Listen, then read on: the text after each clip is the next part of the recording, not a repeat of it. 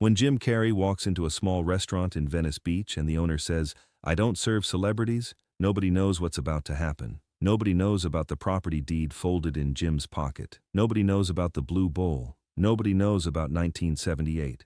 Thursday, March 12, 2020, 7:43 p.m. Mateo's Italian Kitchen, Abbot Kinney Boulevard, Venice Beach, California. 26 tables, checkered tablecloths, photographs of Sicily on the walls. The same photographs from 42 years ago. Jim pushes open the door. Baseball cap low, sunglasses even in darkness, paint-stained black t-shirt, jeans with holes in the knees, 6 feet 2 inches, lean, moving like someone avoiding recognition but knowing it's impossible. His hands trembling slightly, the rubber face that made him famous completely still. The smell hits him like a memory made physical. Garlic, basil, tomato sauce simmering, fresh bread, olive oil. The exact same smell from 42 years ago. He stops breathing for 3 seconds. His eyes close behind the sunglasses. A hostess approaches. "Welcome to Mateo's. Table for one?" "Is Mateo here?" Jim asks quietly. Before she answers, a voice booms.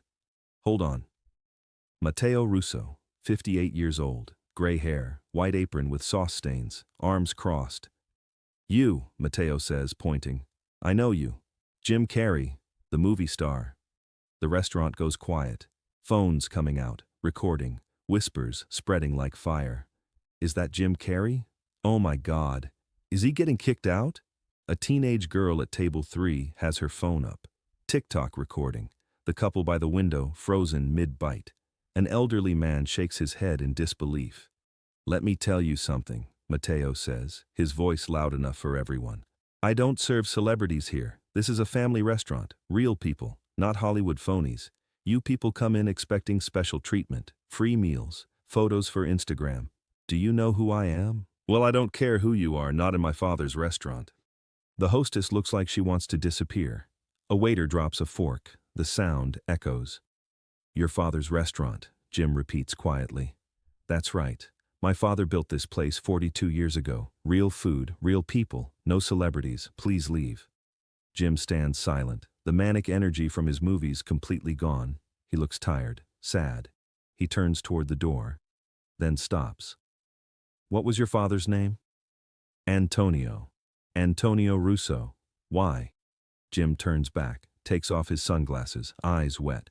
"Antonio made the best carbonara in Los Angeles, in a blue bowl, always blue. He'd sit with you, tell stories about Sicily, about how food was love made visible."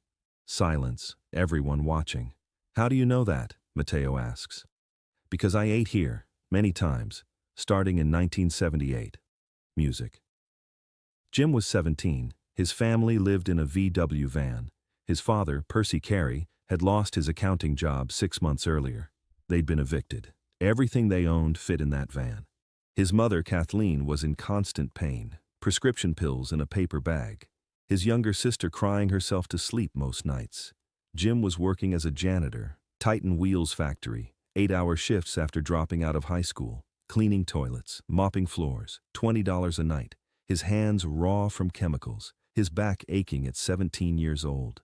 But twice a week, Jim would walk to Antonio's Italian Kitchen on Abbot Kinney Boulevard.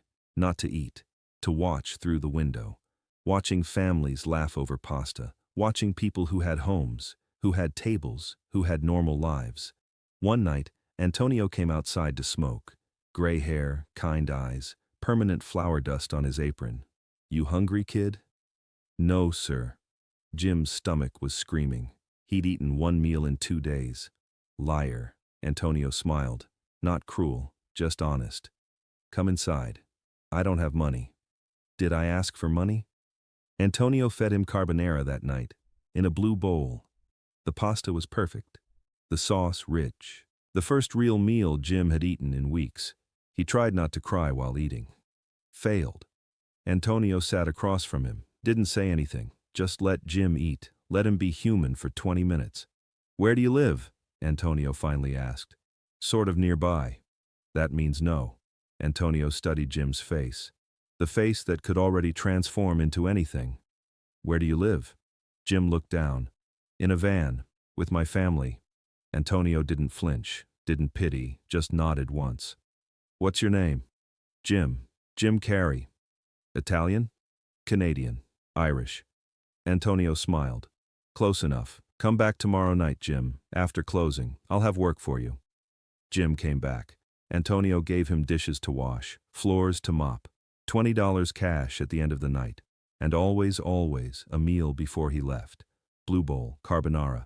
This went on for 8 months, 3 nights a week. Jim washed dishes. Antonio fed him. They talked about everything: dreams, failure, fear, comedy. What do you want to be? Antonio asked one night, both of them sitting in the empty restaurant at 1 a.m. I want to make people laugh, Jim said. I want to be a comedian, actor, something. But it's stupid. We're living in a van. It's not stupid. My dad had dreams too. Look where that got us. Then do it for him, Antonio said. Your father had dreams. That means he believed in something. Don't let poverty kill belief, Jim. That's how they win. Who? Everyone who wants you to give up. Jim never forgot. When he got his first comedy gig, he told Antonio. When he got cast on In Living Color, he brought tickets. When Jim's father died in 1994, Antonio came to the funeral. But in 1997, Antonio had a stroke. Died 3 days later. Jim was filming The Truman Show. Couldn't make the funeral. Never forgave himself. Music, back to March 12, 2020. You knew my father? Mateo asks. He saved my life, Jim says. Many times. The dishwasher, the kid with the van, that was you? That was me. My father talked about you for years. He said you had light inside you. Jim's hands shake. When he died, I couldn't say goodbye, so I did something else. What? 3 weeks after your father died, someone bought this building, anonymous buyer. The landlord wanted to sell to developers, turn it into condos. This restaurant was going to disappear. I know, but they let us stay. 20-year lease. I never knew who. Jim pulls out a folded paper, hands it to Mateo. Property deed. Owner, James Eugene Carrey. Mateo's hands shake. You own this building? Your father gave me food when I was starving, work when I needed it, hope when I had none. I could never repay that, but I could make sure his restaurant survived. Why didn't you tell me? Because it wasn't about credit. It was about keeping his legacy alive. Mateo sits down heavily. All these years, you've been the landlord. I'm not the landlord. I'm the kid your father fed. That's all I'll ever be. Music. Mateo stands, walks to Jim, hugs him. Jim cries, I'm sorry I didn't make it to the funeral. He knew, Mateo says. He knew you loved him. The restaurant erupts, applause, standing ovation. After a moment, Mateo pulls back. You hungry? Jim laughs. Starving. Carbonara? In a blue bowl? Always. 2 hours later, restaurant closed. Jim and Mateo sit together. The dining room empty, just 2 men and 42 years of history. Mateo brings out a wooden box, small, cedar, worn at the edges. My father left this for you. In his will. He wrote your name on it. I've been keeping it safe, waiting for you to come back. Jim's hands shake as he opens it. Inside, a letter, a photo, a blue bowl.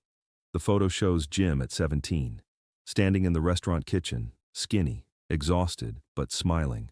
Antonio's arm around him, both looking at the camera like they knew something the world didn't. Jim holds the photo, his thumb tracing Antonio's face. I forgot this existed, he whispers. He kept it on his desk, until the day he died. Jim picks up the letter. 1 page, Antonio's handwriting, shaky, written in his final days. Jim's vision blurs as he reads, his voice breaking as he speaks aloud.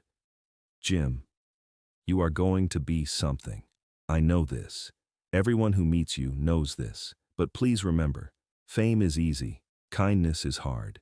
Make them laugh, but more importantly, make them feel less alone. That is your real job. That is everyone's real job.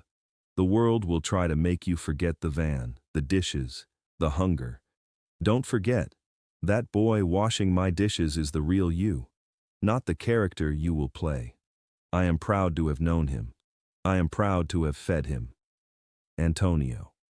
Jim folds the letter, presses it against his chest, his shoulders shaking, crying like he hasn't cried in years. He wrote this 3 days before the stroke, Mateo says quietly. He knew something was wrong. He was getting his affairs in order, and he wrote to you. I don't deserve this. Yes, you do. He wouldn't have written it if you didn't. Jim looks at the blue bowl, picks it up, holds it like it's made of glass. This is the bowl? The exact one. He set it aside. Told me, when Jim comes back, this is his bowl. Nobody else uses it. He thought I'd come back? He knew you would. That night, Jim makes an offer. I want to set up a fund for this restaurant to feed people who can't afford to eat, the way your father fed me. How much? However much it takes, forever. The fund, $500,000 initially, managed quietly, no press releases, no publicity, just food for people who needed it. First year, 1,247 people fed for free, every meal in a blue bowl. Marcus Chen, 34, veteran, sleeping in his car outside a 7-Eleven 3 blocks away. Someone told him about Mateo's. He came in, nervous, ashamed. I don't have money, he said. Mateo handed him a menu. Everything's free here if you need it to be. Marcus ate carbonara, cried. Came back every week for 2 months until he got a job. He still comes in, pays now. Tips heavy. Sarah Williams, 27, single mother, 2 kids, working 3 jobs, walking past Mateo's one night. Kids crying from hunger. She'd spent her last $14 on diapers. Mateo saw her through the window. Came outside. You look tired. Come eat. She tried to refuse. I can't pay. Mateo smiled. Someone paid for you 42 years ago. It's already covered. She fed her kids. Pasta. Bread. Milk. She came back to volunteer every Sunday. Helps serve others now. David Park, 19, sleeping under the Venice Beach pier. Hadn't eaten in 3 days. Came to Mateo's. I heard you help people. Mateo sat him down, fed him, asked his story. David was a comedian, trying to make it. Broke, alone. Mateo called Jim that night. Jim came the next day, sat with David, talked comedy, struggle. The van. This is your Antonio moment, Jim told him. One day you'll feed someone else. Every person fed. Every story different. Every blue bowl the same. And nobody knew Jim was behind it. Nobody except Mateo. The story leaked. News outlets. Jim Carrey's secret 23-year act of kindness. But Jim refused interviews, stayed quiet, because it was never about him. It was about Antonio. About a man who fed a hungry kid. March 12, 2023. 3 years later. Mateo's Italian kitchen still there. Still serving. Jim comes monthly, through the back door. After closing, he and Mateo cook. Share wine. Tell Antonio stories. Jim always eats carbonara. In a blue bowl. My father was right about you, Mateo says one night, both of them in the kitchen at midnight cooking together. About what? You have light inside you. Jim stops stirring the sauce, stares at the pot. Your father put it there. I was disappearing, Mateo. I was 17 and invisible, hungry, ashamed. Your father saw me, really saw me, not as a future movie star, as a kid who needed food, who needed hope. That light, that's his light. I'm just carrying it forward.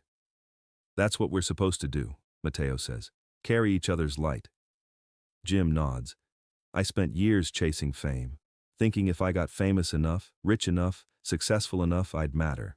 I'd be visible. But you know what? I felt more invisible at $20 million a movie than I did washing dishes here for $20. Because nobody saw me. They saw the character, the rubber face, the movie star. Your father saw Jim, the real one, the scared one, the hungry one. And that's who you still are. That's who we all are. Just scared kids looking for a blue bowl of pasta and someone who gives a damn. Outside, spring evening in Venice Beach. The restaurant glows. Inside, laughter, garlic and basil, blue bowls, and somewhere, Antonio Russo smiling. This is what love looks like. A restaurant that survived. A legacy that continues. A kid who was fed and now feeds others.